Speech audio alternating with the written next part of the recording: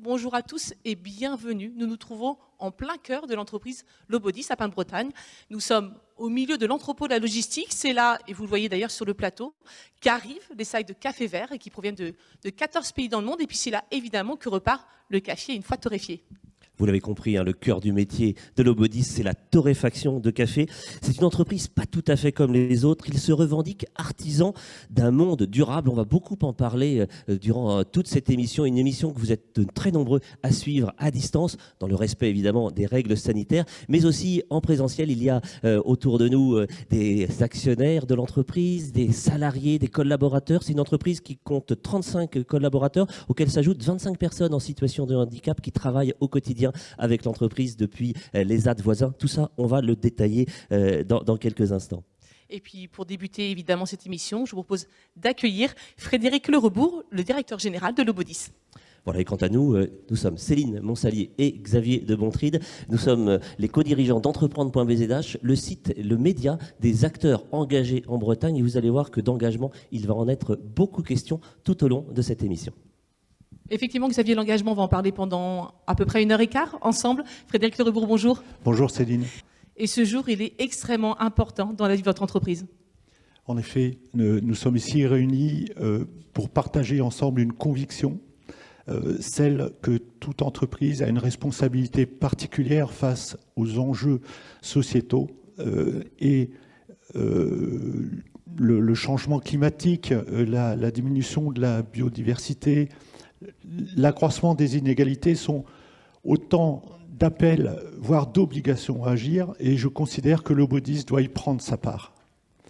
Pour les salariés de Lobodis, c'est une évidence, car nous sommes par nature un torréfacteur engagé, mais nous sommes des artisans dans l'âme qui, chaque jour, essayons de faire encore un peu mieux si possible. Et c'est pourquoi nous avons décidé de remettre notre ouvrage sur le métier et de devenir aujourd'hui entreprise à mission. Donc Lobodis, entreprise à mission, ça y est, c'est officiel. Vous venez de l'annoncer, monsieur le directeur général. Qu'est-ce que ça change concrètement pour vous, Lobodis, de devenir entreprise à mission? Alors, ce qui change concrètement, c'est que nous avons, depuis 33 ans, mené notre métier avec 3 engagements majeurs. D'abord, le premier, c'est de s'approvisionner uniquement auprès de petits producteurs de café vert.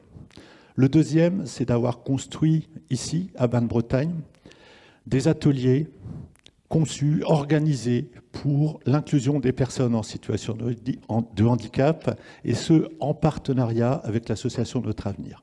Et puis le troisième engagement, c'est tous ensemble, proposer chaque jour, faire notre métier de torréfacteur et proposer chaque jour des cafés authentiques, des pures origines, fiers de leur terroir, et de pouvoir partager avec tout le monde cette passion de ce noble produit qu'est le café. Donc ça, c'est ce que vous avez fait jusqu'à aujourd'hui, et de devenir entreprise à mission, c'est aller plus loin, en fait. Exactement. Aujourd'hui, ces 3 engagements sont devenus les principes de notre mission et sont inscrits en toutes lettres dans les statuts de Lobodis. Nous avons voulu encore aller un peu plus loin et ajouter à ces 3 engagements forcément celui de notre engagement à diminuer l'empreinte environnementale de notre activité, celui d'être un acteur contributeur du développement économique de notre région, la Bretagne, et puis d'être aussi un acteur moteur dans notre zone d'influence de la conduite des transitions que nous devons mener, tous ensemble. Alors vous l'évoquiez, l'entreprise existe depuis 1988, c'est tout un parcours, tout un cheminement de cette entreprise pour arriver aujourd'hui devant vos collaborateurs, devant vos partenaires pour être entreprise à mission.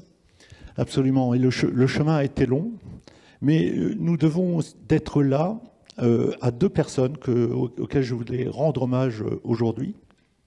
La première, c'est M. Bernadas. M. Bernadas a fondé Lobodis. Il a posé les fondamentaux que nous sommes tant attachés à défendre encore aujourd'hui. Et je veux rappeler ici qu'il a été le premier entrepreneur en France à proposer des produits du commerce équitable selon le label Max Havelaar, bien connu désormais. Je pense qu'on peut l'applaudir, je ne sais pas ce que vous en pensez, mais on le voit à l'image, monsieur Bernadas. Et la deuxième personne à qui je veux tout particulièrement rendre hommage, c'est Monsieur Pierre Richard, qui est avec nous aujourd'hui. Et Monsieur Pierre Richard, en 2008, a compris, a ressenti la pertinence du projet de l'Obodis, c'est-à-dire de proposer d'entreprendre autrement et puis d'explorer des voies du possible en termes de développement durable. Monsieur Richard nous a fait rejoindre son groupe familial, Ricardo, et nous a laissé en toute liberté mener notre projet et le consolider. Merci, messieurs, d'être avec nous aujourd'hui. Merci aussi d'applaudir monsieur Richard, qui est présent également. Et je dois terminer en faisant un petit coucou à monsieur Arnaud Richard, mon président. Monsieur Arnaud Richard est un président bienveillant, patient, et il nous suit actuellement en ligne. Donc, président, j'espère que vous nous recevez 5 sur 5, comme d'habitude. Merci. On suppose, en tout cas techniquement, je pense qu'il nous reçoit sans aucun problème. Et je crois qu'il vous a reçu aussi 5 sur 5, puisque vous l'aurez compris, l'entreprise Lobodis a des actionnaires. Et ça ne doit pas forcément être très simple de convaincre des actionnaires de devenir entreprise à mission. Comment vous avez réussi à les convaincre? Alors, il est clair qu'on peut avoir une performance sociétale, mais il faut l'accompagner d'une performance économique. L'une vient enrichir l'autre au service de la pérennité, finalement, de l'entreprise.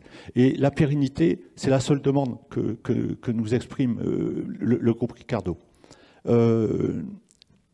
Et je dois vous avouer, je n'ai pas vraiment eu de mal à convaincre Madame Bélanger et Messieurs Richard. On partage les mêmes valeurs et de plus, dans leur groupe familial, ils nous ont assigné un rôle particulier. Et nous en sommes fiers. Et on va voir ça justement en détail. Je propose à Anne Richard Bélanger, présidente du groupe Ricardo, et Xavier de Bontry qui vont nous rejoindre sur ce plateau. Enfin, ils vont d'ailleurs prendre notre place, Frédéric, on va parler clairement, prendre notre place pour évoquer en détail ce que ça représente pour le groupe Ricardo. Merci beaucoup Céline. Effectivement, j'ai le plaisir d'accueillir sur ce plateau Anne Richard Bélanger. Bonjour. Et merci d'être avec nous. Vous êtes, on vient de le rappeler, la présidente du groupe Ricardo, l'actionnaire de l'Obodis. On ne connaît pas encore forcément très bien votre groupe. On va profiter évidemment de votre présence pour le découvrir de manière un petit peu plus précise. Est-ce que vous pouvez nous en définir un petit peu les grandes lignes et la composition ? Alors, le groupe Ricardo est un groupe familial indépendant français. Chaque mot compte, hein. Familial, indépendant et français. Voilà, chaque mot compte. Qui compte 6 maisons de café de torréfaction et une école de formation. Avec des identités propres, des tailles différentes, des histoires différentes aussi. Et parmi ces entreprises qui sont, alors pour la plus connue, une ETI et pour les autres des PME, elles ont des notoriétés différentes. Il y a Café Richard, il y a Café Richard, qui est torréfacteur et distributeur au niveau de la restauration et de la consommation hors domicile.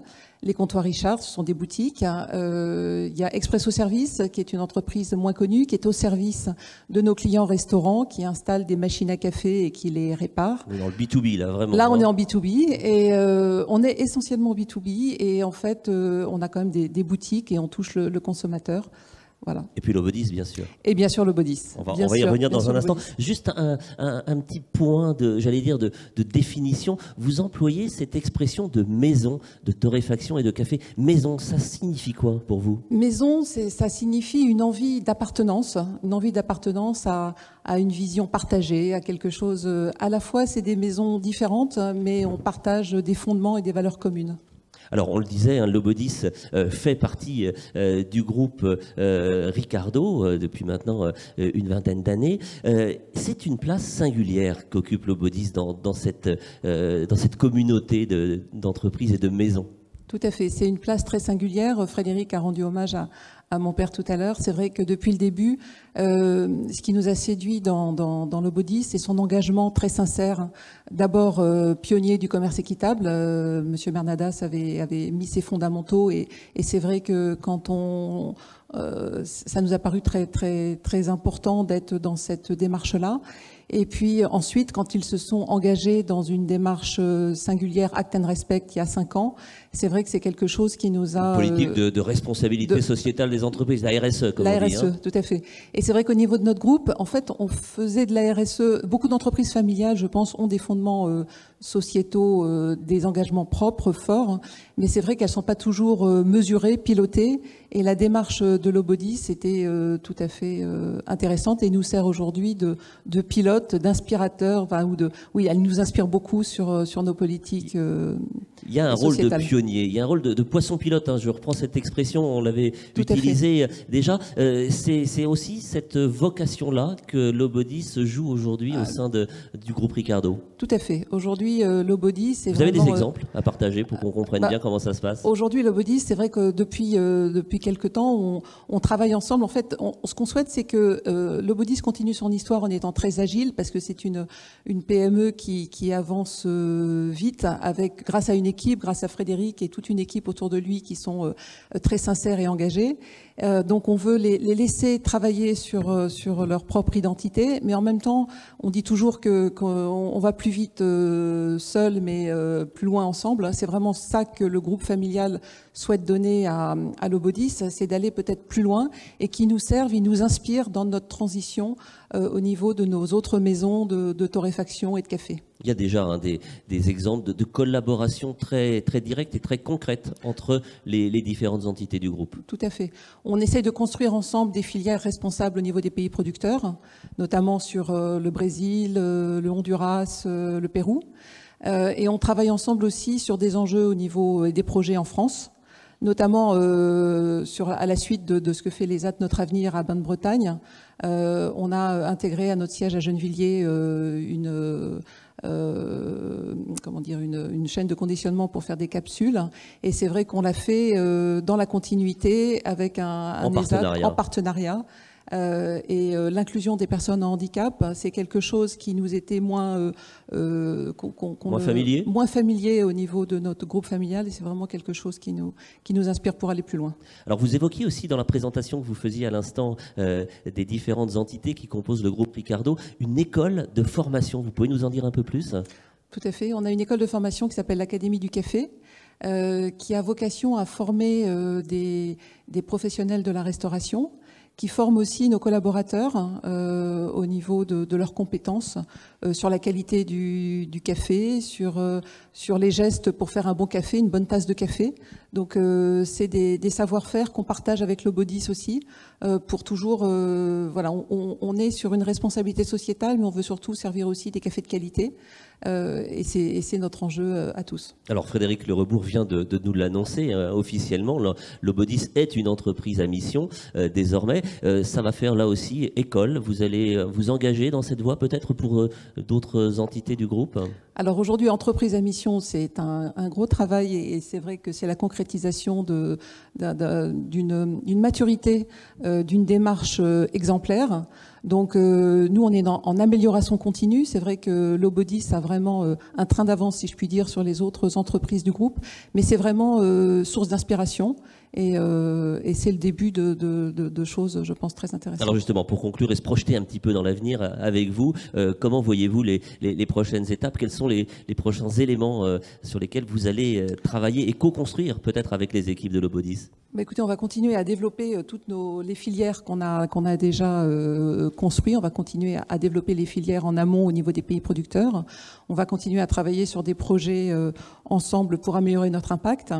Et puis tout ce qui est les engagements environnementaux, climatiques, je pense qu'ensemble on peut continuer à travailler sur de nouvelles choses. Et vous ne manquez pas d'idées et finalement le champ des possibles est assez vaste. Très vaste. Si je vous suis bien. Très vaste. Alors on rappelle, parce que cela a été dit, que l'entreprise à mission dont nous parlons depuis le début de cette émission, c'est un cadre juridique qui s'inscrit dans la loi, la fameuse loi Pacte de juin 2019 et qui permet aux entreprises d'inscrire dans leur statut des engagements extra-financiers qui disent avoir la logique et les valeurs surtout qui sont portées par l'entreprise, et ça s'impose à sa gouvernance. Ça, c'est important. On en reparlera tout à l'heure, mais pour vous, c'est quelque chose qui vous tient à cœur, je crois aussi. Tout à fait. C'est d'inscrire la raison d'être d'une entreprise est inscrite dans ses statuts. Et voilà, c'est écrit et on doit le suivre et s'engager dans cette voie. Voilà, et si on ne le fait pas, on a des comptes à rendre, on le verra tout à l'heure dans le cours de nos échanges. Merci beaucoup pour nous avoir éclairé justement sur la singularité de votre groupe familial, indépendant et français dans le domaine de la torréfaction, avec ces maisons de torréfaction et de café. On vous retrouvera tout à l'heure à Anne-Richard Bélanger. Merci à vous. Céline, je vous rends la parole. Oui, on va donner un petit peu le programme quand même de cette émission. Pendant un peu plus d'une heure, on va vous expliquer concrètement ce que ça veut dire entreprise à mission et quelles sont les missions dans lesquelles se sont lancées l'entreprise Lobodis, avec évidemment ces 3 valeurs fortes. Les petits producteurs, l'accompagnement des petits producteurs, l'inclusion des personnes en situation de handicap, la qualité du produit et puis également la transparence. Xavier venait de l'évoquer à l'instant.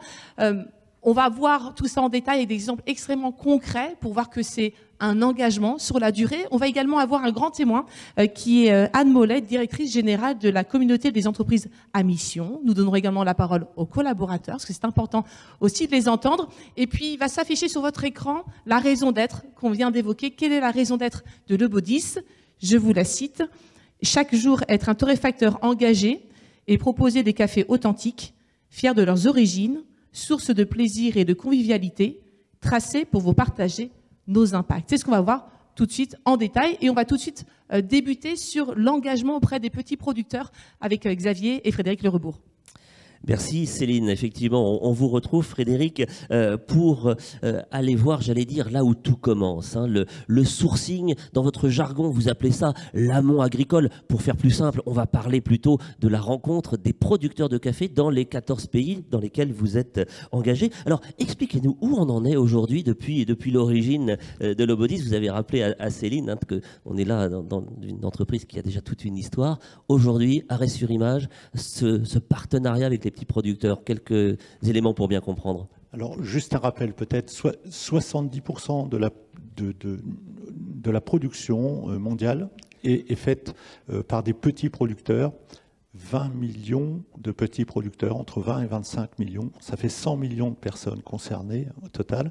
Et 70% de la production est faite par des producteurs qui sont sur moins de 10 hectares. Ça, c'est important de rappeler cette réalité à la fois économique et sociale. Parce que petits producteurs, on voit que ce sont des petites structures, souvent des coopératives. Alors, des petites structures, des producteurs qui travaillent entre 1200 et 1700 mètres d'altitude, qui sont parfois très isolés et qui se sont organisés, structurés avec des coopératives, en créant des coopératives. Alors, Anne-Richard Bélanger le rappelait, hein, vous avez été pionnier dans le commerce équitable, dans cette manière de traiter avec respect, avec égalité vos fournisseurs. Comment ça se passe concrètement ? Alors, très concrètement, faire des achats responsables aujourd'hui, selon Lobodis, c'est appliquer ce que nous avons appliqué dès le départ, c'est-à-dire les standards du fair trade internationaux. Et il y a 3 points auxquels on ne doit pas déroger. Le premier, c'est que ces cafés verts soient achetés à un prix rémunérateur, un prix qui leur permet de vivre dignement. Ensuite, c'est d'accompagner ces producteurs dans la durée, c'est s'inscrire tout de suite dans un projet avec eux sur le long terme. C'est ce dont ils ont besoin pour construire un avenir. Et le long terme, ça peut durer longtemps chez vous, hein, dites-moi. Oui. Vous avez des exemples ? Alors, notre durée moyenne de partenariat est autour de 9 ans aujourd'hui. Mais on a des partenaires avec qui on travaille depuis maintenant presque 28 ans. Le dernier point est important, c'est de financer à leur côté, alors soit par des primes liées au commerce équitable, aux pratiques agricoles bio, mais de chercher tout financement possible pour qu'ils puissent mener les projets qu'ils ont choisis pour construire leur avenir sur leur territoire. Pas d'ingérence dans cette affaire-là. Pas d'ingérence. C'est les projets qui vous sont proposés que vous allez soutenir. Voilà, de l'accompagnement, du conseil, du renfort si nécessaire en termes, par exemple, de compétences, d'ingénierie, mais pas d'ingérence. On va tout de suite découvrir, justement, on va prendre la direction du Guatemala maintenant pour aller rencontrer Catel Segalen. C'est une Bretonne, elle est au sein de la Fédération des coopératives de café du Guatemala. Je crois qu'il y a 20 000 petits producteurs qui sont concernés. On l'écoute. Bonjour, je m'appelle Catel, je travaille pour FEDECOCAGUA. FEDECOCAGUA, c'est la Fédération de coopératives du café du Guatemala. On représente à peu près 20 000 petits producteurs qui sont tous associés en coopérative à travers tout le pays. Ça fait presque 30 ans que FEDECOCAGUA vend du café à Lobodis et une relation comme ça sur le long terme, ça permet beaucoup de stabilité mais aussi de tisser des liens d'amitié entre les deux institutions. Bonjour Maud Cachera. Alors vous la connaissez bien, Catel Segalen, on va en parler dans quelques instants. Vous êtes la responsable de la filière d'achat de café et de café vert. Vous allez régulièrement sur le terrain à la rencontre des petits producteurs. Une première réaction à chaud dans ce petit témoignage de Catel Segalen. Elle nous parle de stabilité et d'amitié. C'est des mots que vous connaissez bien, que vous retrouvez dans cette petite description? Oui, c'est vraiment super d'avoir ce témoignage de Catel parce que c'est symbolique. En fait, cette filière qu'on a au Guatemala, elle existe depuis presque le début de l'entreprise. Et puis, on peut vraiment parler d'amitié, c'est-à-dire qu'on travaille sur du long terme, on va régulièrement sur le terrain pour rencontrer les producteurs. Donc, on fait un travail de fond. Et c'est vrai que ça se construit, comme on le disait, sur le long terme. Ce que disait peut-être pas Catel, c'est qu'on travaille vraiment précisément avec 3 coopératives. Donc, on ne travaille pas avec 20 000 producteurs là-bas, on travaille avec plutôt 500 producteurs. Et ça, c'est un travail qui a été mené depuis le début avec Monsieur Bernadas et puis les anciens responsables filières, bien sûr. Donc vous alliez, parce que évidemment la période actuelle est un petit peu plus compliquée pour les déplacements, mais vous alliez régulièrement à leur rencontre, prendre la mesure de leurs attentes, de leurs idées aussi, et pour améliorer la capacité de production, c'est ça l'idée ? Exactement. Notre objectif, c'est de vraiment comprendre les enjeux que rencontrent les producteurs sur le terrain. En fait, avec l'historique de Lobodis en pays producteur, on est vraiment conscient du fait que les enjeux sont très vastes en fait et parfois nous dépassent. Donc notre objectif, c'est, comme le disait Frédéric, en fait, d'appuyer des projets assez concrets auprès de nos partenaires en priorité pour bien sûr améliorer la production, les accompagner à se structurer, améliorer les conditions de vie, puis accompagner les producteurs dans leurs projets. Alors, on vient de le dire, hein, entreprise à mission désormais, Lobodis. Qu'est-ce que ça va changer justement, très concrètement, dans votre métier, dans ce lien singulier que vous tissez dans la durée avec les petits producteurs ? Eh bien, c'est une bonne question. On va bien sûr continuer, puisque cet engagement de soutien aux petits producteurs, il est dans nos statuts. Donc, on va continuer ce travail de terrain et de fond auprès de nos partenaires. Maintenant, notre envie, c'est d'aller d'accompagner les producteurs dans des projets toujours plus concrets, toujours plus précis, pour renforcer notre impact. Et ça passe par des partenariats qui peuvent prendre des formes un petit peu nouvelles. En essayant de travailler sur des enjeux prioritaires dans chacun des pays. Vous avez des exemples à nous donner ? Oui, on va peut-être parler un peu du Pérou, où du coup on soutient un projet qui cible la reforestation, puisque la déforestation est un enjeu majeur dans ce pays, et notamment en partie à cause de certaines pratiques dans la culture de café. On le verra dans quelques instants. Voilà. Il y a aussi la place des femmes. Je crois que c'est important de s'y arrêter quelques instants. Vous avez une attention particulière portée en direction des caféicultrices, c'est comme ça qu'on dit ? Oui, exactement. Alors ça, c'est intéressant parce que en fonction des pays dans lesquels on travaille, les femmes n'ont pas forcément toujours la même place. Pourtant, en tout cas, elles ne sont pas forcément reconnues pour tout le travail qu'elles mènent dans les plantations. Un travail très physique. Hein, Voilà, un travail très physique. Et puis, bien sûr, elles ont aussi la charge du foyer, des activités du foyer. Et donc, notre but, c'est de valoriser en fait ces métiers-là et d'accompagner les coopératives à promouvoir des cafés qui proviennent de ces femmes caféicultrices. Voilà, ça c'est important. Les conditions de vie, on en a parlé avec Frédéric, les revenus dignes et décents qui permettent de faire subsister l'activité. Vous avez constaté dans la durée justement une évolution, une amélioration des conditions de vie tout simplement de vos partenaires locaux ? Oui, eh bien, avec les primes de commerce équitable notamment et les prix rémunérateurs qu'on paye sur l'ensemble de nos cafés, on voit que les producteurs petit à petit se structurent, les plantations deviennent plus productives aussi, les producteurs deviennent plus techniques dans leur savoir-faire. Et le vrai succès pour nous, c'est finalement de pouvoir aussi après derrière voir que des producteurs n'ont plus, entre guillemets, plus besoin d'aide, c'est-à-dire qu'ils sont autonomes, et suffisamment indépendants pour avoir accès au marché et trouver des partenaires comme Lobodis qui comprennent leur métier et leur savoir-faire. Et puis il y a une dimension aussi très importante qui est celle de l'agroforesterie, la connaissance très fine de la manière dont on peut faire pousser cette plante singulière qu'est le café dans son environnement. Et là, il y a aussi des conseils à apporter, des techniques à partager. On va prendre la direction, justement, vous en parliez, Maud, on va prendre la direction tout de suite du Pérou. On va à Cajamarca, c'est ça? Cajamarca. Et c'est Jorge qui va nous expliquer ça. On le retrouve maintenant. Mi nombre es Jorge Carrillo Enríquez, gerente de la cooperativa de servicios múltiples Cedros Café, creada el 10 de mayo del año 2013 con 21 socios.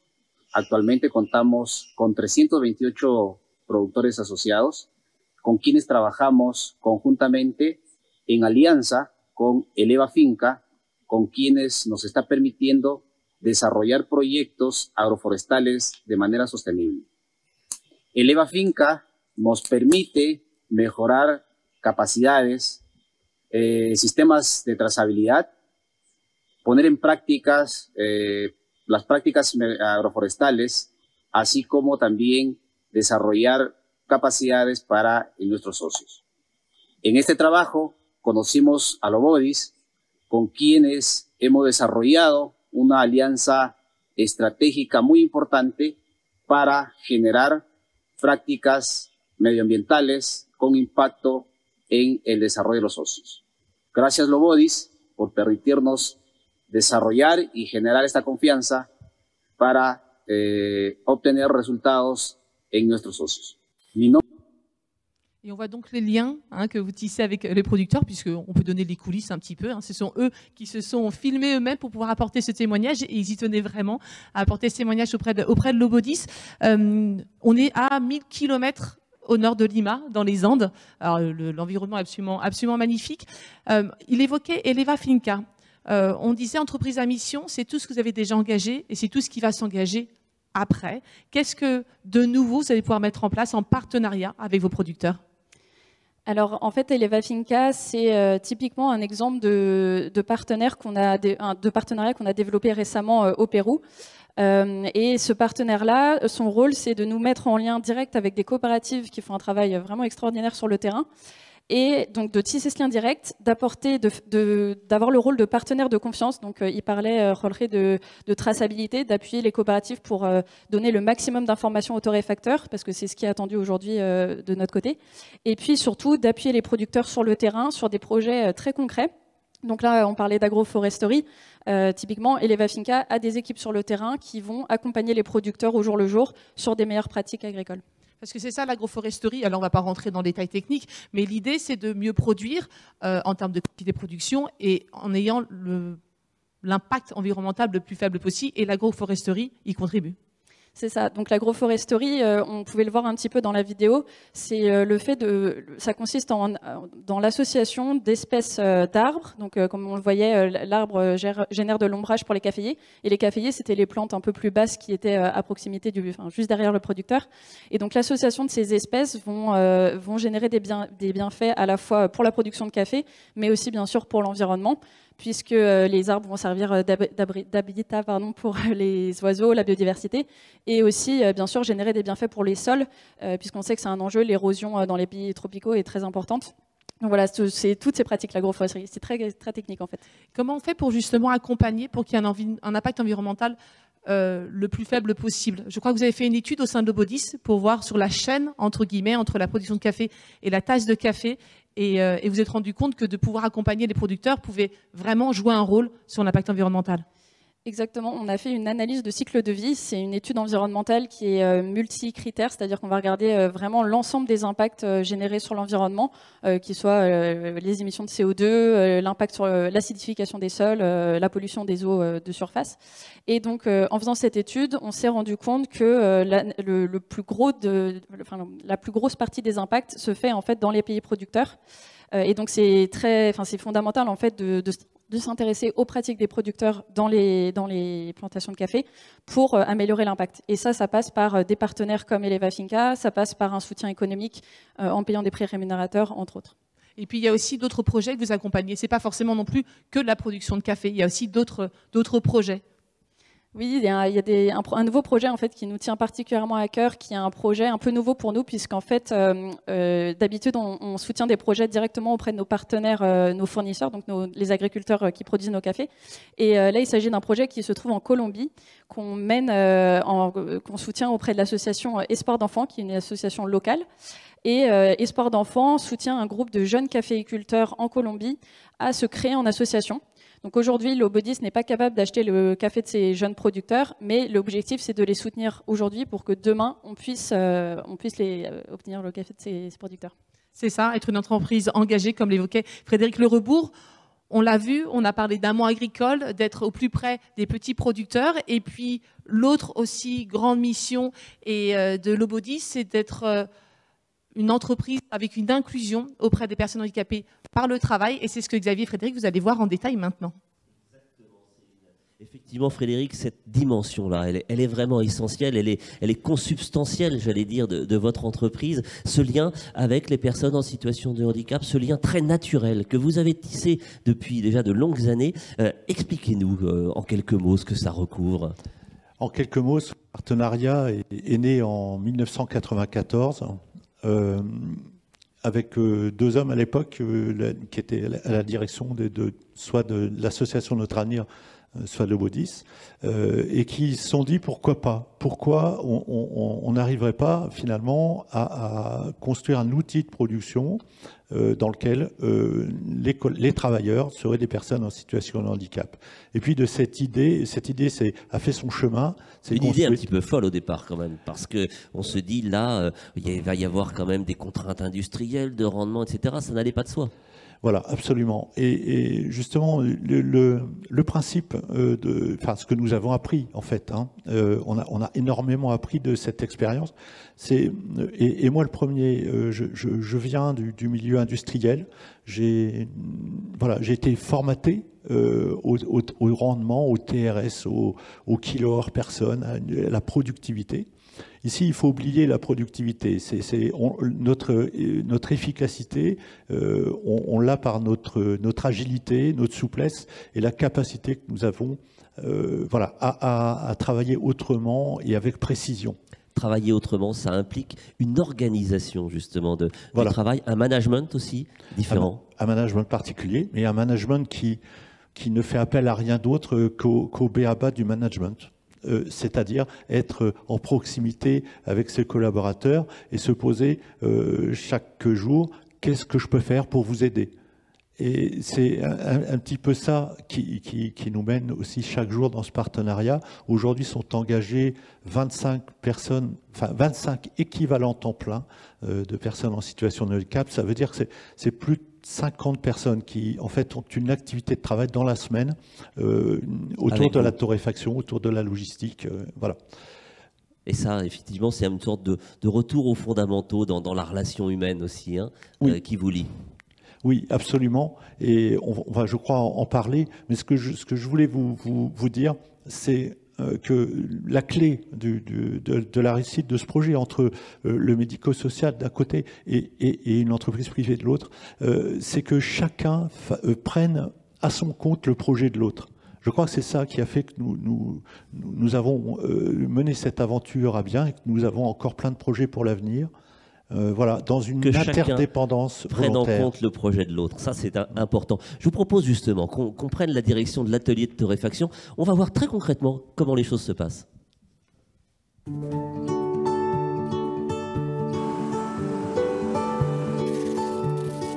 La spécificité du partenariat entre Lobodis et les Alpes de Basse-Bretagne, c'est donc une unité de torréfaction, ici, avec des personnes en situation de handicap qui travaillent comme n'importe quel torréfacteur. Les personnes font du conditionnement, elles font de la torréfaction, elles participent à toute la production. Ce n'est pas du tout de la sous-traitance, c'est un projet qui a été co-construit entre la société Lobodis et l'ESAT Notre Avenir. Et c'est atypique, c'est probablement unique entre un ESAT et un torréfacteur comme Lobodis, certainement.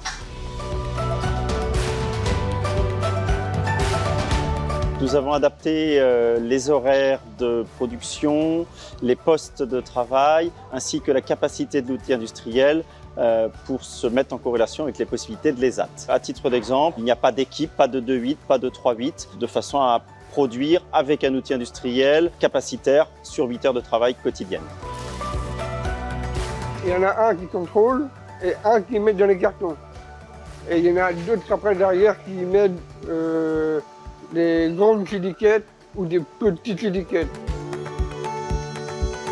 Avec ce fonctionnement et cette organisation, nous avons un taux de service permettant de répondre aux exigences de nos clients, identiques à ce que l'on pourrait trouver dans d'autres milieux.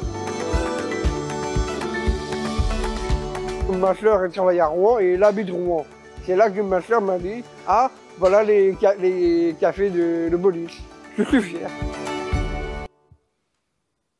Je suis fière, dit Très Quentin dans cette vidéo. Pascal Chenet, vous étiez également dans cette vidéo. Vous êtes le directeur de l'association Notre Avenir. Je vous propose qu'on s'arrête un petit peu sur l'association. Parce qu'évidemment, vous travaillez avec Lobodis. On va en parler plus en détail. Mais qu'est-ce que vous faites précisément à l'association Notre Avenir? Bonjour, effectivement. Donc, l'association Notre Avenir accompagne des personnes en situation de handicap dans différents établissements de travail, d'hébergement et d'accompagnement à la vie sociale.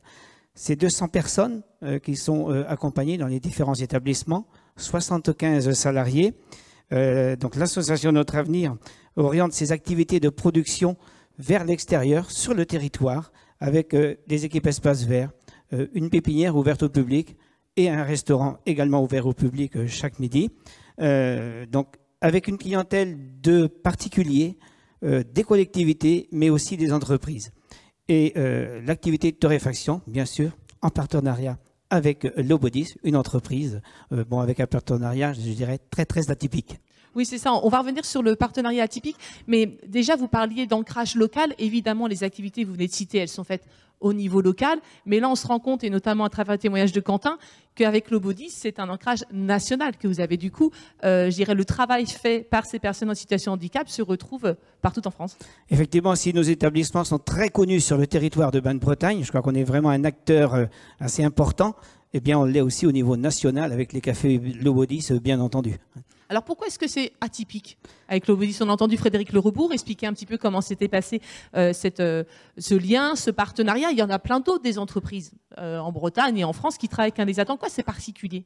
Particulier, atypique, effectivement, puisqu'en 1994, ça a été signalé tout à l'heure, donc 2 personnes se sont rencontrées, ont échangé, donc le directeur Lobodis à l'époque, M. Bernadas, et Yves Thébault, qui était donc directeur à l'époque de l'ESAT, effectivement, se sont rencontrés, des personnes qui ont partagé surtout les mêmes idées et les mêmes valeurs pour venir en aide auprès de petits producteurs de café, mais aussi pour faire travailler des personnes en situation de handicap. Ça, c'était vraiment des valeurs extrêmement partagées entre ces 2 acteurs. On dit souvent que quand une entreprise travaille avec un des AT, c'est surtout beaucoup les collaborateurs qui apprennent.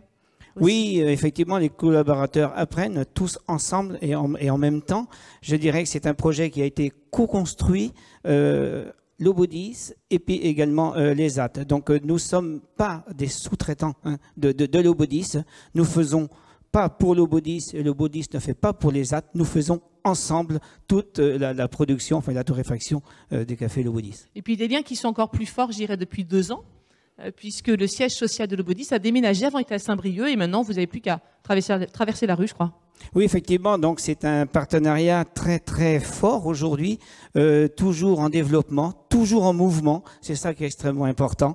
Et tout ça, il faut quand même le signaler, donc au bénéfice des personnes, des travailleurs en situation de handicap. Ça, c'est extrêmement important de reconnaître par le travail, par leurs compétences.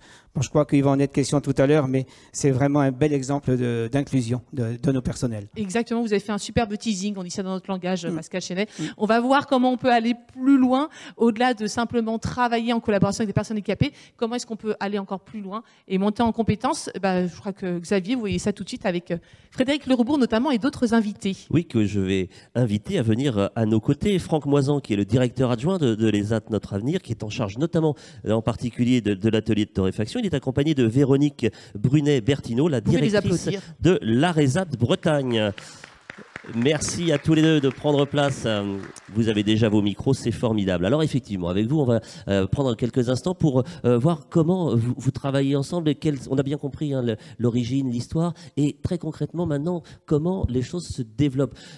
Et Frédéric Lerebourg nous disait tout de suite, je me tourne vers vous, Franck Moisan, qu'il fallait inventer peut-être un mode de management un peu différent. Vous pouvez nous expliquer comment ça fonctionne, justement, la capacité de production à l'atelier de torréfaction dans les équipes logistiques? Alors, Frédéric, il en a parlé tout à l'heure. C'est une entreprise et une association avec des projets qui peuvent être différents, mais qui ont, enfin, depuis 20 ans, chaque acteur du partenariat a fait en sorte de respecter et de travailler pour le projet de l'autre. Donc, le projet de Lobodis, c'est de produire des cafés. Nous, c'est de également produire des cafés, mais dans le respect de notre mission et de nos valeurs, et dans le développement des activités de Lobodis à moyen ou long terme, on aura toujours ce souci-là. Donc au quotidien, ça veut dire respecter les travailleurs en situation de handicap, ça veut dire respecter les compétences de chacun et savoir reconnaître les compétences de chacun. Et c'est la démarche dans laquelle on s'est inscrite avec la RESAT et différents incompétents pour les reconnaissances. On va en parler dans quelques instants de ce dispositif, mais vous pouvez nous expliquer, les heures de travail, c'est quoi? C'est 9h-17h? Alors, c'est 9h-17h. On n'arrête pas le midi, mais voilà, c'est 9h-17h en non-stop et on se tient à ces horaires. Et si vraiment il y a besoin d'ouvrir un peu plus, ce qui nous arrive, parce qu'on fait appel à une association intermédiaire, donc on reste dans l'inclusion des personnes en difficulté, et puis on ouvre... Ça c'est pour répondre hein, aux à-coups de production qu'on connaît hein, dans l'industrie. On peut pendant quelques temps faire 2-3 heures le soir en plus, mais pas avec nos travailleurs en situation de handicap, mais avec des personnes qui viennent d'une association intermédiaire et qu'on aide à réinsérer dans l'emploi. Alors, quand on regarde justement un petit peu le chemin parcouru, les performances sont quand même assez spectaculaires. Entre les premiers tonnages quotidiens du début et puis ce que vous produisez aujourd'hui, je crois qu'il n'y a plus vraiment photo. Bah, en fait, on doit produire à peu près aujourd'hui ce qu'on produisait. Vous produisez en un jour ce que vous produisiez en un mois, c'est ça? Ça doit être à peu près de cet ordre-là, oui. Ouais. Et donc évidemment, ça nécessite toute une organisation. D'autres organisations différentes et puis des moyens qui ont évolué en fonction des besoins de Lobodis et de nos capacités à répondre à ces besoins. Alors Véronique Brunet-Bertino, je me tourne vers vous parce que le terme a été employé. Vous êtes, je le disais, coordinatrice régionale de l'ARESAT Bretagne, qui est une association, une fédération de structures qui fédère les acteurs, les ESAT dans la région. Une initiative, peut-être un petit commentaire déjà sur ce que nous vivons aujourd'hui, ce passage à l'entreprise à mission et puis cette dynamique et j'allais dire presque cette complicité entre une entreprise privée et puis une entreprise, une association du secteur adapté. C'est formidable. Bonjour et merci de m'avoir invité. Je suis extrêmement touchée, extrêmement fière. Et je trouve que c'est un cheminement qui va de soi, mais qui n'allait pas de soi. Voilà. Changer le regard sur le handicap, ça fait 20 ans. Ça, c'est votre combat. Hein. Voilà, ça fait plus de 20 ans que la RESAT Bretagne milite pour ça, que cette association a porté sur les fonds baptismaux le dispositif Différents et Compétents Réseau, qui œuvre à la reconnaissance des compétences. On pourra y revenir si vous le voulez. Mais en tous les cas, de changer le regard sur le handicap et de regarder la personne par le prisme de ses compétences et pas de ses empêchements, eh ben, c'est notre ADN. Et tout à l'heure, j'entendais, en écoutant Frédéric, qui parlait de développement durable, j'ai très envie de dire que ça fait 20 ans qu'on est dans le développement durable des compétences. Alors, un mot justement sur ce dispositif qui est né ici en Bretagne, différent et compétent, ça a fait école au niveau national. Tout à fait. Alors, ce dispositif est né à l'initiative de 4 directeurs d'ESAT bretons, qui venaient de l'industrie d'ailleurs, qui venaient pas du tout du médico-social, et qui se sont dit on va accompagner peut-être toute leur vie professionnelle des personnes qui sont arrivées en milieu dit protégé parce que le milieu ordinaire était trop compliqué. Et ces personnes-là, elles vont bien occuper des postes, des métiers, parce que c'est vrai que les ESAT ont une 50aine d'années, ça a énormément évolué, et ces personnes vont développer des compétences. Comment est-ce qu'on va les reconnaître? Elles sont restées, hélas, bien souvent sur le bord du chemin du diplôme. Et pourtant, elles sont employées de collectivités, elles sont agents polyvalents de restauration, elles sont ouvriers des espaces verts. Et quelquefois, elles avaient un autre métier avant, etc. Donc en fait, des idées très fortes qui rejoignent tout à fait l'ADN et de l'entreprise Lobodis dans l'esprit, c'est ne pas faire du spécifique handicap. Ces personnes-là, elles occupent peintre en bâtiment, il y a bien un référentiel métier, allons le chercher. Un CAP, peintre applicateur de revêtement. Eh bien, restons dans le droit commun le plus possible.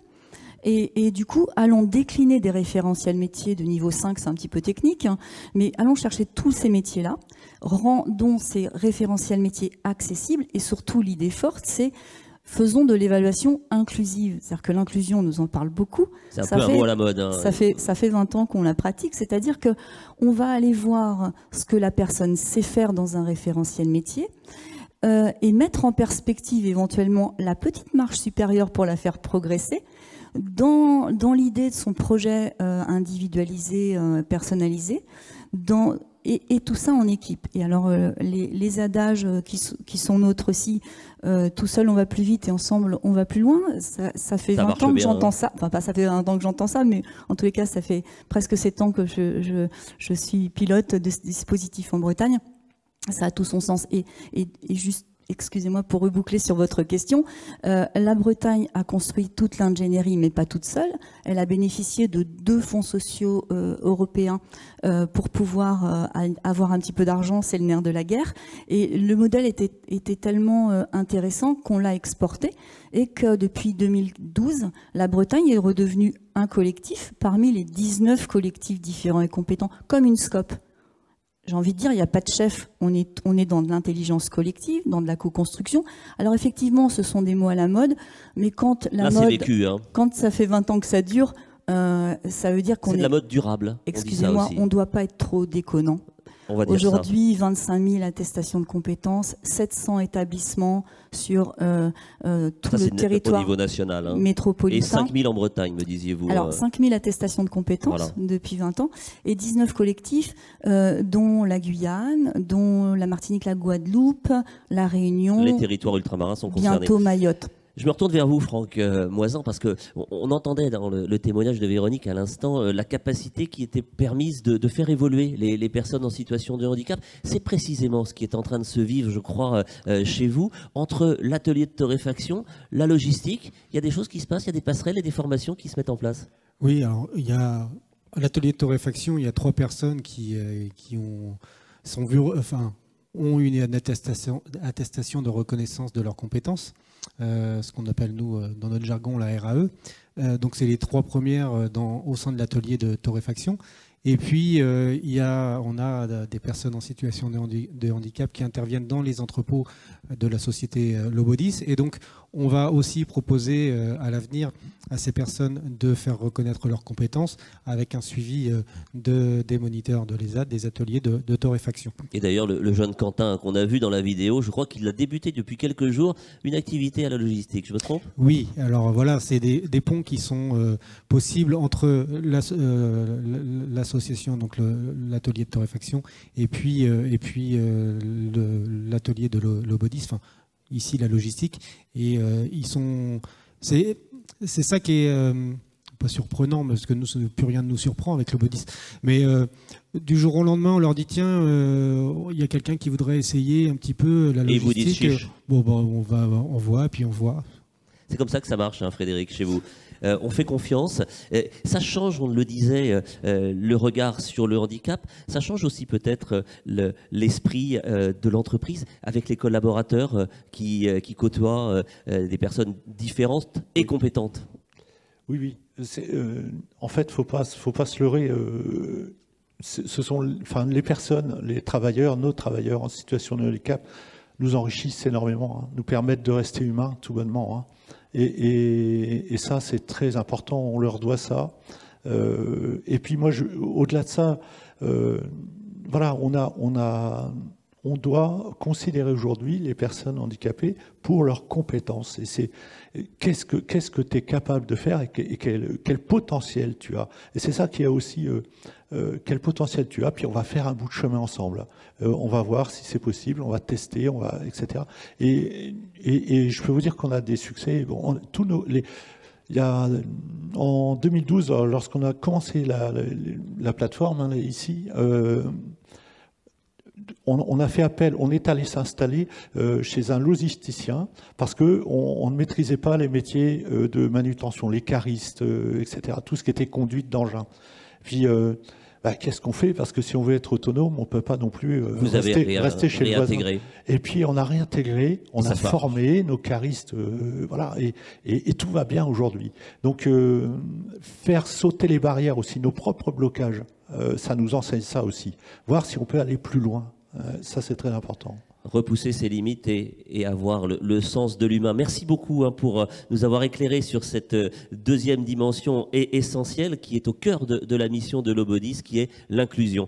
Maintenant, on va aller voir du côté de la qualité avec vous, Céline. C'est un axe tout à fait important également. Bah oui, parce que c'est bien faire du café, mais il faut faire du bon café. Évidemment. Donc on va aller regarder comment ça se passe concrètement. On est allé dans les coulisses de la torréfaction, dans les coulisses aussi pour tester, goûter, sentir le café. Je vous propose de regarder ça en image tout de suite.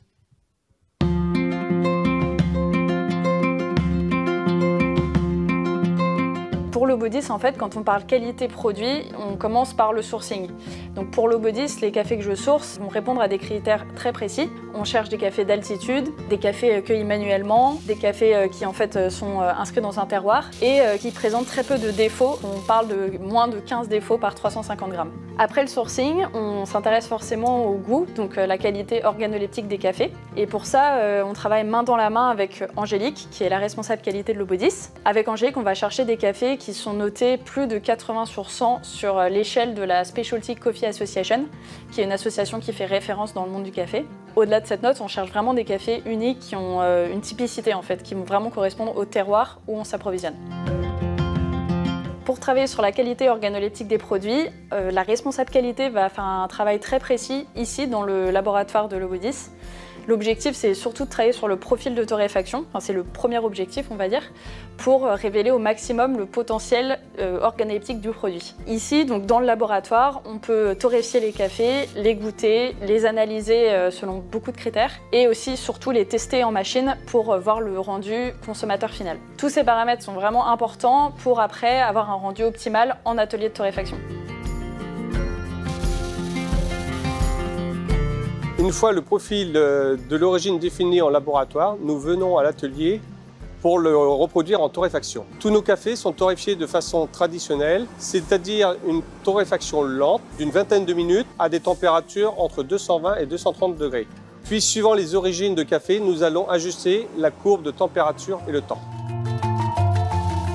La torréfaction est faite avec un système informatique performant qui nous permet d'avoir toujours la même torréfaction à n'importe quel moment de la journée. Exemple, le bouilli vide, nous allons le torréfier pour qu'il ait le même profil de goût, pour que le consommateur retrouve toujours le même goût en tasse. La qualité chez l'Obodis, c'est beaucoup de process, mais c'est surtout une équipe formée. Donc l'équipe qualité chez nous est certifiée par la Specialty Coffee Association, qui valide du coup nos compétences et notre savoir-faire, à la fois sur la partie analyse sensorielle, le sourcing et l'étude du café vert, et bien sûr la torréfaction. Alors on l'aura compris, l'Obodis a fait le choix dès le départ d'avoir du café de pure origine. Pourquoi avoir fait ce choix-là, Maud ? Eh bien, c'est parce que c'est la meilleure façon aussi de révéler tout le savoir-faire des producteurs depuis l'origine, puisqu'en fait, on ne mélange pas les cafés, donc chaque café va pouvoir s'exprimer vraiment au maximum de son potentiel aromatique, et cela permet de, encore une fois, donc valoriser tout le travail qui est fait le long de la chaîne. Alors, on va le goûter, ce café. C'est un café du Pérou ici. Alors moi j'avoue, je ne sais pas vous, mais entre faire différence entre un café du Pérou, du Guatemala ou d'Éthiopie, c'est très compliqué, je trouve, pour le consommateur d'avoir la différence de goût. On parle plutôt de café corsé ou café léger. Voilà, c'est exactement ça en fait. Notre rôle chez l'Obodis, tout notre projet, c'est de faire passer du consommateur, comment dire, je veux un café corsé à pas corsé, à je veux un café plutôt fruité ou plutôt floral. Donc notre but, c'est de faire découvrir une petite partie des 800 arômes qu'on peut découvrir dans le café. Parce que 800, ah oui. 800, oui, c'est toute la palette aromatique dans les cafés dans le monde. Enfin, c'est une approximation. Et donc notre travail, c'est vraiment de pouvoir proposer différents cafés, différents goûts, Voilà, et en effet, ça s'éduque s'il faut prendre le temps de déguster son café. Puis on le voit déjà dans la vidéo, vous-même, vous êtes œnologue du café, en fait, quand on vous voit avec la cuillère sentir le café. C'est vraiment quasiment le même travail, en fait. C'est vrai que c'est très proche. Souvent, on peut faire beaucoup d'analogies en fait, entre le vin et le café, puisqu'il y a déjà le travail dans les plantations, tout le savoir-faire producteur, le travail de fermentation des grains aussi qui se fait en origine. Et puis après, bien sûr, l'approche organoleptique avec l'analyse sensorielle, qui en fait est très proche. Alors bien sûr, on ne retrouve pas les mêmes arômes que dans le vin, mais il y a beaucoup de similitudes. Alors comment est-ce qu'on peut nous aider, nous, simples consommateurs de café, pour réussir à découvrir tous ces arômes, pour réussir à être de meilleurs consommateurs? Comment on fait pour préparer un bon café, tout simplement, en fait? Alors, il y a la préparation, bien sûr, c'est important, parce que autrement, tout le travail qui est fait est un peu gâché, on va dire, si le rendu final n'est pas bon. Donc, pour la préparation, chaque préparation, il faut peaufiner sa préparation en fonction de sa machine. Donc, ici, on a un ensemble un échantillon de machines, un panel avec des machines plutôt filtration douce, qui sont des machines des préparations assez récentes, et puis des machines d'espresso pour les consommateurs qui veulent plus des expressos le matin. Et donc cette préparation, elle se fait avec du café qui est idéalement frais, fraîchement moulu, de l'eau qui va être faiblement minéralisée, une machine entretenue. Enfin, il y a beaucoup de paramètres à prendre en compte. Mais finalement, ce qui est important aussi, c'est de prendre le temps de déguster son café. Donc, au-delà du moment de partage convivial que bien sûr on aime tous, c'est aussi de prendre le temps de savourer le café comme on savoure parfois un vin, une bière. Maintenant, on en parlait l'autre jour. Voilà, il y a beaucoup d'arômes à aller chercher et il faut se concentrer à chaque fois qu'on prend son café, en fait. Et puis avec une vraie difficulté, c'est que le café, on peut le prendre effectivement moulu, on peut le prendre en capsule, on peut le prendre en grains. Donc c'est aussi pour vous, l'objectif, c'est de faire en sorte que le goût initial de ce café, il ne soit pas perdu, quel que soit le contenant, en fait. Voilà, c'est ça. Donc en fait, au-delà de ça, c'est même de pouvoir... chaque préparation va peut-être révéler une partie des arômes du café, c'est-à-dire qu'on part d'un potentiel initial, et puis après, la torréfaction va permettre d'exprimer ce potentiel, et chaque machine, après, va permettre de révéler plutôt un aspect du café ou un autre. Et puis bien sûr, il y a d'autres composants. Donc en analyse sensorielle, on parle de corps, on parle d'acidité, on parle d'équilibre dans le café. Et ça va être propre à chacun. Ce qui est bien dans le café, c'est qu'il y en a pour tous les goûts. Et donc c'est aussi ça qu'on propose chez Lobody, c'est permettre aux consommateurs de trouver le café qui lui correspond et qui lui plaît.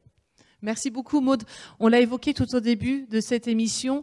Quand on est entreprise à mission, on doit aussi de la transparence. Alors évidemment, la transparence auprès du consommateur, on l'évoque là à l'instant sur la qualité du produit, et puis transparence aussi vis-à-vis des tiers, vis-à-vis des partenaires, des parties prenantes, et c'est ce qu'on va voir tout de suite, Xavier, avec Frédéric. Merci Céline, vous nous avez vraiment envie de déguster, une tasse de café là. Hein, ça, on en a les papilles toutes excitées. Merci beaucoup pour ces explications passionnantes. Effectivement, entreprise à mission, on va devoir rendre des comptes à sa communauté, aux parties prenantes, au premier d'entre eux les consommateurs, les salariés, les fournisseurs, tout cet écosystème, comme on dit désormais. On s'arrête un instant avec vous, Frédéric Le Rebourg, sur le lien justement avec le consommateur en termes de transparence, d'informations transmises. Quels sont vos engagements en la matière?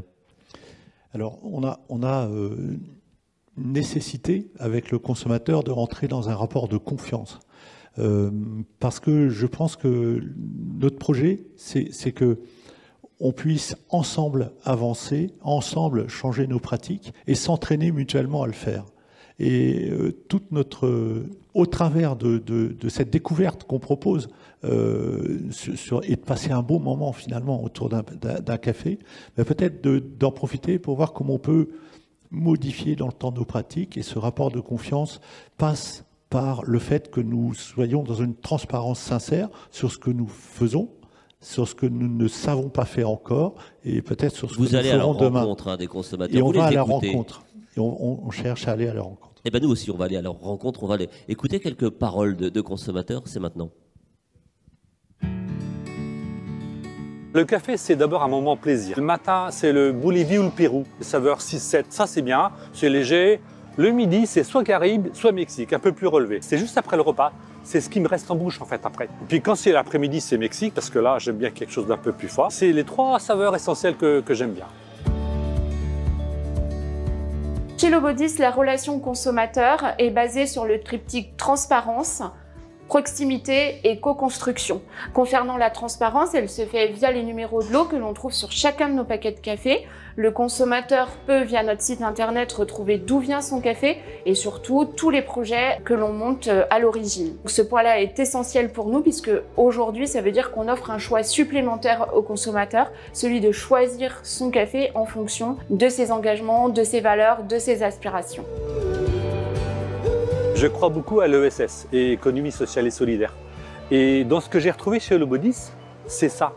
Il y a cette notion d'ESS qui me tient à cœur, qui est chère pour moi. Et aujourd'hui, encore plus qu'hier, partager ce type de valeurs, je trouve ça génial.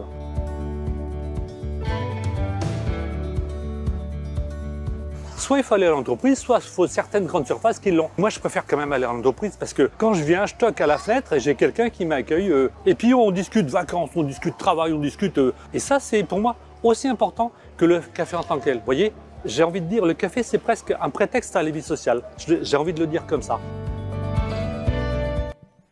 Alors, on est vraiment dans l'économie circulaire, les circuits courts avec ces témoignages. Anne Richard Bélanger, vous nous avez rejoint dans cette séquence justement sur le lien que Lobodis va davantage encore avoir avec ses parties prenantes. Vous allez rejoindre une instance essentielle dans l'organisation des entreprises à mission, c'est le fameux comité de mission. C'est une instance indépendante qui va suivre très près et dans la durée les engagements pris et inscrits dans les statuts de l'entreprise. Vous allez en faire partie et c'était un souhait de votre part. C'est un souhait de ma part. C'est vrai que dans toute entreprise à mission, il y a un comité de mission qui est un comité de suivi de ce qui va être fait et on va l'ouvrir à l'extérieur. Donc moi, je vais rejoindre ce comité de mission. Il y aura aussi, bien sûr, des personnes qui seront nommées par le conseil d'administration de l'ESAT Notre Avenir. La liste n'est pas encore établie, mais il y aura des personnes extérieures, des représentants du personnel de Lobodis. Quel sera son rôle? Qu'est-ce que vous allez y faire? Le rôle, ça va être de suivre tout ce qui est dans la raison d'être en fait de Lobodis. On va suivre l'évolution, on va apporter des améliorations, on va surveiller ce qui est fait, on va essayer de s'interroger, d'améliorer nos pratiques. Éventuellement d'abandonner certaines pratiques qui ne correspondraient pas à la nouvelle raison d'être et à la mission de Lobodis? Je pense que la raison d'être qui a été écrite, elle est vraiment dans le prolongement de ce qui se fait aujourd'hui. Donc je pense que tout ce qui a été écrit doit se poursuivre. Après, on va l'enrichir. Il va y avoir sûrement beaucoup de rencontres avec d'autres entreprises à mission. Je pense que ça va nous ouvrir des rencontres, des possibilités qu'on n'imagine pas encore. Je pense qu'on ne reviendra pas par contre sur les fondamentaux qui sont maintenant inscrits. Merci beaucoup. Oui, un mot sur ce comité où siégeront aussi des représentants des collaborateurs et des salariés de l'entreprise, Frédéric. Oui, comme dans toutes les instances, on est vraiment dans la continuité de l'entreprise. On a par ailleurs aussi un comité RSE, mais ce sont les collaborateurs de l'entreprise qui portent le projet et personne d'autre. Donc, on a besoin d'avoir leur avis au sein de ce comité de mission. Donc j'attends avec impatience ce que produira ce comité de mission. C'est pas un comité Théodule supplémentaire, hein. Vous en attendez vraiment un regard précis et constructif. Voilà, c'est ça, hein, prendre de la hauteur un peu sur nos activités et nous proposer des choses. C'est ce qu'on fait aujourd'hui avec le comité RSE. Ce comité de mission, comment je veux dire, est une nouvelle instance qui est prometteuse de ce point de vue. Et puis je dois ajouter que pour ce qui concerne l'entreprise à mission, nous sommes tous les 2 ans audités sur nos pratiques et c'est pour ça qu'on a besoin aussi en premier point. Oui, on l'a pas dit, mais on peut le perdre, ce statut. Hein, on peut le perdre. En fait, c'est un organisme tiers indépendant nommé par la COFRAC qui vient tous les 2 ans s'assurer que non seulement nous avons mis les moyens nécessaires pour faire ce que l'on a dit, c'est-à-dire faire ce que l'on a écrit dans nos statuts. Mais une chose aussi qui est très importante, c'est que nous soyons en état de progrès, en mouvement. Hein. Ça, c'est un point aussi qu'on oublie un petit peu, mais tout le projet, c'est de l'amélioration continue. de la démarche. Alors justement, Anne Richard Bélanger, vous le disiez, vous n'allez pas être seul dans cette aventure. D'autres entreprises se sont, comme vous, engagées dans cette démarche. Et je vous propose d'écouter maintenant Anne Mollet. C'est la directrice générale de la communauté des entreprises à mission. Elle tenait à vous accompagner et à, j'allais dire, vous accueillir aussi dans cette nouvelle communauté que vous allez rejoindre. Elle a des messages pour vous, on l'écoute.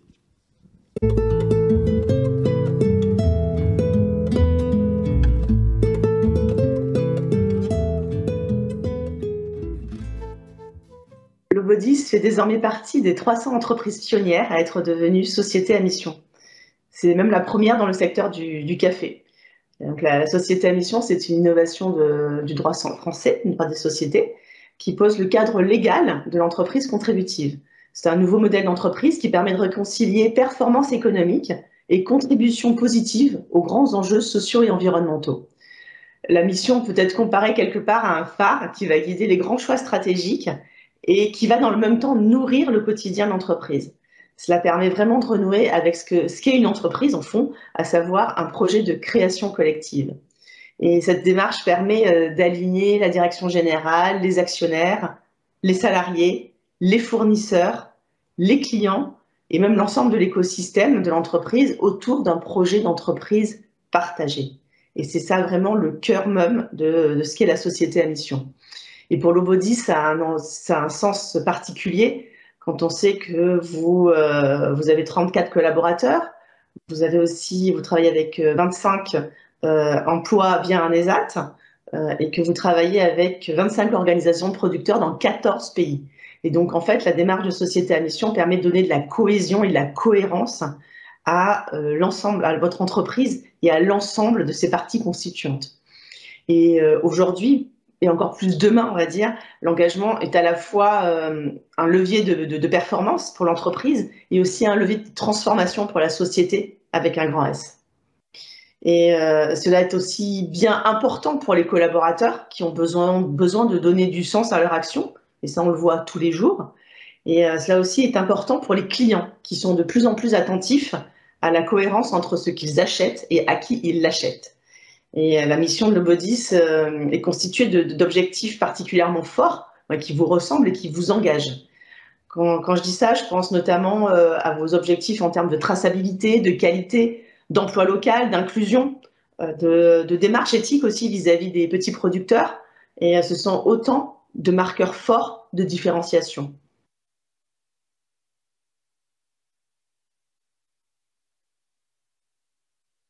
Alors, la communauté des entreprises à mission est une association d'intérêt général qui existe depuis 2018 et qui comprend à ce jour 320 membres qui sont des entreprises à mission, des entreprises en chemin vers la société à mission, des chercheurs, des experts, des corporate activistes aussi. Et c'est un collectif qui porte la conviction que les entreprises ont un rôle essentiel à jouer pour relever les grands défis sociaux et environnementaux qui sont devant nous, enfin qui sont même là, et que chacun doit faire sa part et que l'entreprise a un rôle qui va bien au-delà de son rôle d'acteur économique, au sens premier du terme. Et nous défendons une vision exigeante et transformative de la société à mission qui passe à la fois par le partage entre pairs, par aussi des groupes de travail qui permettent de nourrir collectivement le modèle de la société à mission, et aussi par la diffusion de ce nouveau modèle d'entreprise en France et demain en Europe. Demain, c'est vraiment demain, puisque nous organisons le 1er décembre le premier congrès européen des entreprises à mission. Et nous attendons de Lobodis, comme de toutes les entreprises pionnières qui nous rejoignent, de l'exigence dans la démarche et de partager son expérience avec sincérité et aussi d'ouvrir la voie à d'autres entreprises de son écosystème et de sa région. Et dans votre région, effectivement, dans le Grand Ouest, on sent un terreau fertile. Il y a de nombreux acteurs économiques qui sont vraiment impliqués dans la démarche de société à mission. Et donc, vous pourrez tout à fait trouver votre place dans cet écosystème du Grand Ouest. La société à mission, c'est un chemin de progrès continu qui implique l'ensemble des collaborateurs et des partenaires de l'entreprise. Et même si vous avez travaillé pendant 1 an sur votre mission, dites-vous que ce n'est que le début et que vous allez être surpris même par les transformations à venir en termes d'engagement des collaborateurs, de potentiel d'innovation et puis d'impact social et environnemental que vous allez générer. Et je porte vraiment une conviction, c'est qu'il y a de l'avenir pour les entreprises engagées et il y a de l'avenir pour l'Obodis.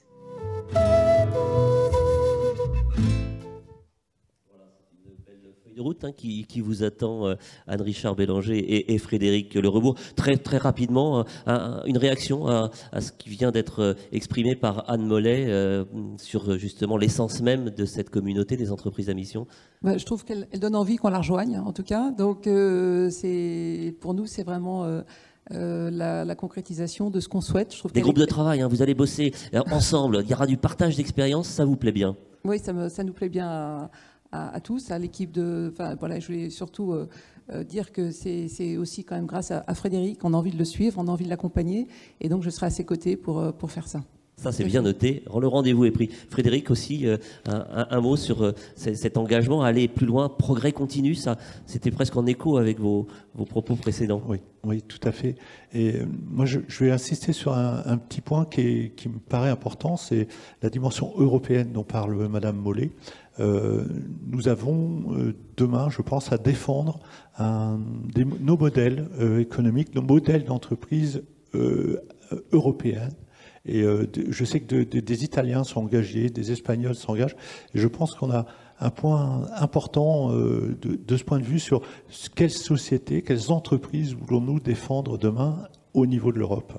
Et vous avez envie aussi d'embarquer plus largement, peut-être dans cette région du Grand Ouest dont nous parlait Anne Mollet dans son propos, des entreprises qui n'ont pas encore franchi le pas, mais qui pourraient se dire finalement, ce qui se passe chez l'Obodis, c'est quand même pas mal, on pourrait peut-être essayer. Voilà, et on va commencer localement, notamment par rapport à l'inclusion. Je reviens sur l'inclusion des personnes en situation de handicap. On va, vous l'aurez compris, faire rentrer quelques personnes dans des parcours de formation. Et moi, je vais essayer d'embarquer des entreprises locales ici pour accueillir ces personnes dans des stages. Et puis, justement, peut-être découvrir ce type de compétences et du coup se dire eux-mêmes ce qu'on s'est dit il y a 20 ans, c'est-à-dire pourquoi pas. Et pourquoi pas, voilà, vous l'avez compris, entreprise à mission, c'est d'avant tout des choses très concrètes, des engagements qui se vérifient dans la durée. On va prendre justement à vous retrouver, Céline, pour aller écouter ce qu'en pensent celles et ceux qui sont peut-être directement concernés par cette aventure. Exactement, on l'avait promis en début de cette émission, ce sont les collaborateurs, puis ce sont également les partenaires. J'ai à côté de moi Nelly Alanic, bonjour. Vous êtes présidente de l'association Notre Avenir et maman de Quentin, qu'on a vu dans la vidéo. En tant que maman et en tant que présidente, qu'est-ce qu'un engagement comme celui de l'Obodis représente pour vous? C'est une porte de sortie. Quand on a un enfant handicapé, on se demande ce qu'il va devenir, surtout quand on ne sera plus là. Et je vous assure qu'on se pose la question très tôt. Je ne pensais pas qu'on allait en arriver jusque-là. Je n'oublierai jamais la tête de mon fils quand il est rentré avec sa première fiche de paye. Et il y a beaucoup d'émotions, évidemment. Voilà. Et donc, chez moi, Quentin est né et le cadet travaillait déjà. Et quand Quentin a démarré là, la chose qu'il a dit, c'est « Je suis comme Guillaume, je travaille, j'ai des sous ». Bon, c'est pas le salaire qui était important, c'est le fait de rentrer dans une perspective de travail de longue durée, un endroit où il s'y sentait bien aussi. Et ça, c'est important. C'était lui donner un avenir. C'était lui donner un avenir, effectivement. Voilà. Merci beaucoup. On se rend compte concrètement, effectivement, de l'impact qu'a l'inclusion des personnes handicapées dans le monde du travail. Merci beaucoup, Madame Alanic. François Carry, bonjour. Vous travaillez sur l'ordonnancement et la planification production. On est ici chez vous. Clairement, l'entrepôt, c'est chez vous. Vous avez été volontaire pour être membre du comité RSE. Qu'est-ce que cette démarche menée par votre entreprise apporte à votre travail? Déjà, pour commencer, j'aurais pu faire ce métier un peu partout, dans n'importe quel secteur d'activité. Mais ce qui est important pour moi, c'est vraiment la notion les valeurs que véhicule l'entreprise, donc les valeurs d'inclusion ou de solidarité. Et donc en intégrant le comité RSE également, ça permet aussi de diversifier un peu ses tâches, d'élargir un peu le champ des possibles sur son poste. Et grâce à ça, par exemple, on travaille sur la qualité du travail ou d'autres projets comme ça. Et ça donne vraiment du relief à son activité, quoi, à son métier. Avoir des actions concrètes, hein. Notamment, je crois que vous travaillez aussi sur avoir un transport le plus décarboné possible. Merci beaucoup François. Grégoire Kabyl, bonjour. Vous êtes directeur grand compte. Ça fait 15 ans que vous êtes dans l'entreprise. Alors je ne dis pas le doyen, hein, parce que ça fait 15 ans que vous êtes là. Quelle valeur de l'entreprise vous touche le plus? Alors en fait, plus que certaines valeurs comme l'équitable, le fait qu'on soit torréfié en France, etc., moi celle qui me porte le plus, c'est l'inclusion des personnes en situation de handicap. C'est une vraie fierté de pouvoir permettre à des personnes fragiles d'avoir une vraie vie professionnelle et d'être en capacité de répondre aux exigences et aux demandes de nos clients comme une entreprise absolument classique. Et ça, c'est vraiment quelque chose qui me porte beaucoup. Et c'est un sujet que j'essaye à chaque fois d'aborder avec mes interlocuteurs clients et leur faire prendre conscience que quand ils travaillent avec Lobodis, ils ne travaillent pas avec une entreprise comme les autres. Merci beaucoup Grégoire. Vous l'aurez compris, de très beaux témoignages, plein d'émotions et qui, je pense, reflètent la mission qu'a Lobodis aujourd'hui en tant qu'entreprise à mission, évidemment. Voilà, on arrive presque au terme de cette émission. Céline, vous allez nous rejoindre avec Frédéric pour conclure cette séquence. Vous l'avez dit, hein, il y a eu beaucoup d'émotions, il y a eu aussi beaucoup d'informations précises. Je pense que celles et ceux qui nous suivent et qui nous écoutent ont pu comprendre que entreprise à mission, c'était pas seulement un statut, c'était une réalité, c'était des convictions mises au service de l'activité économique, hein. Frédéric, on pose toujours la question un peu piège, hein, vous savez, à la fin d'une séquence comme ça. Qu'est-ce que vous espérez que soit Lobodis dans 5 ans? Rêvons un peu. Ah, ouais. Rêvons un peu. Dans le contexte actuel, la question est un peu piège, effectivement. Mais nous partons pour une nouvelle dynamique, un nouvel élan. Alors, il n'y a pas de développement commercial qui doit accompagner, le développement commercial, pardon, doit accompagner ce nouvel élan, c'est un impératif. Donc on va aller explorer d'autres pistes, notamment pour aller peut-être chercher le consommateur sur son lieu de travail, par exemple, ou un petit peu partout ailleurs. Donc on ne dévoile pas tout, mais on a de beaux projets là, et effectivement, il faut que le développement commercial soit présent pour assurer la performance économique que nous avons déjà mis en route depuis maintenant un peu plus de 3 ans. Et puis, parce que sans performance économique, pas de performance sociétale, je le répète, l'une alimentant l'autre. Voilà. Et puis, voilà, je suis vraiment particulièrement ému, mais je crois que ce qu'on veut être dans 5 ans, c'est continuer d'être utile. Merci de nous avoir témoigné ça aujourd'hui pour nous dire que on était utile. Donc il faut qu'on continue à l'être, et ça c'est très important. Et pour terminer, je voudrais qu'on le fasse peut-être pas n'importe comment, qu'on continue à le faire en étant curieux. Alors, ça c'est très personnel, mais j'en tiens à ce que j'ai écouté M. Eric Orsena nous expliquer que le mot curieux, l'étymologie du mot curieux vient du latin cura, qui veut dire prendre soin. Alors oui, soyons curieux, prenons soin de la planète, prenons soin des hommes. C'est ce que je voulais vous dire aujourd'hui en guise de conclusion, et de le faire avec passion, mais aussi avec raison. Voilà, on entend hein, l'émotion qui est la vôtre aussi, Frédéric, au terme de ces échanges qui ont permis de voir toutes les différentes facettes de votre activité. On arrive au terme de cette émission. Il y a peut-être des petits remerciements à donner. Vous souhaitiez le faire, je crois. Ah ben absolument, absolument. Je voudrais vraiment remercier chaleureusement et du fond du cœur toute l'équipe qui a rendu cet événement possible. Alors Céline Covy en premier, forcément, notre responsable communication, Isabelle Desbois, Sabrina, Claire, enfin tout le monde, parce que finalement tout le monde est venu témoigner, a fait un petit bout, et je pense que voilà, on est une équipe, on l'a encore prouvé aujourd'hui. Et puis un remerciement tout particulièrement à vous, Céline et Xavier, parce qu'avec 2 copilotes de talent comme vous, c'est vraiment simple finalement de sortir de sa zone de confort. Et donc on a bienvenue dans l'équipe, bienvenue dans l'équipe Lobodis, parce que je peux vous dire que là, tous réunis, moi j'ai une conviction là, avec vous tous, aucune mission n'est impossible. Merci beaucoup. On l'aura compris, c'est une famille. Alors, je vais demander à Will, si ça ne le dérange pas, de venir nous rejoindre. On va essayer de faire comme une photo de famille. Will, est-ce qu'éventuellement, tu pourrais nous rejoindre? Je te propose de faire comme une photo de famille. Alors, évidemment, pour les conditions sanitaires, on ne peut pas vous demander de venir sur le plateau. On va faire comme un mode de selfie. Vous venez avec moi, Frédéric et Xavier. Et si tu y arrives, Will, de façon à ce qu'on soit tous là et avec le public derrière. Alors, je ne sais pas si techniquement c'est possible. Vous nous direz si ça marche ou pas. Mais voilà, l'idée, c'est de pouvoir avoir... tout le monde, et puis évidemment vos équipes derrière, et évidemment qu'on peut applaudir aussi. Et qu'on va applaudir chaleureusement. Merci à toutes et tous. Merci de nous avoir suivis également derrière vos écrans. Vous étiez nombreux jusqu'au bout. Vous aurez évidemment la possibilité de partager et de revoir cette émission en replay sur tous vos réseaux. Très bonne journée à tous et à bientôt. Merci à tous. Au revoir.